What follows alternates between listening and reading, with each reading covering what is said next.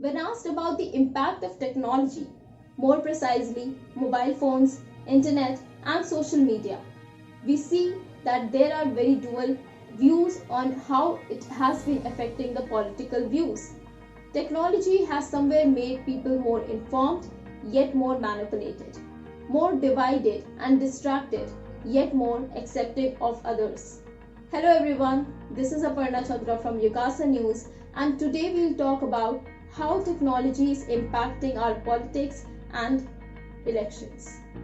In 2014 general elections, the clash of Indian political titans was tremendous. The political titans moved to another level with the advent of digital marketing strategies, which became a new level. This became the integral part of this whole paradigm shift.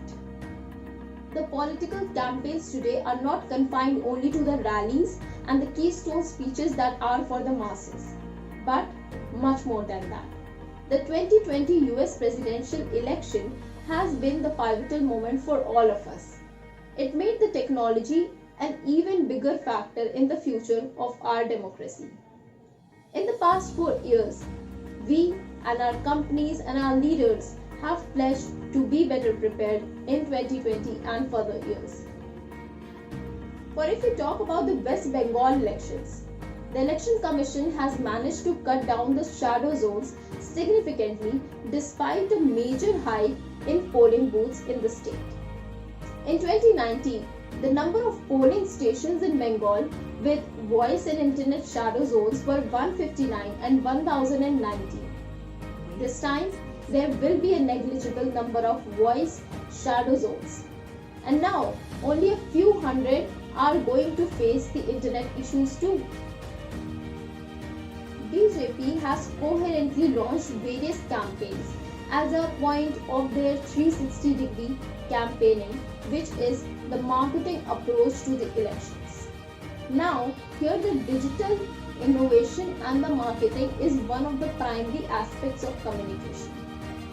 The recent Chai Pe Charcha only upheld PM Modi's repeated attempts to make himself accessible to the technology, and that somewhere brought him more close to the public.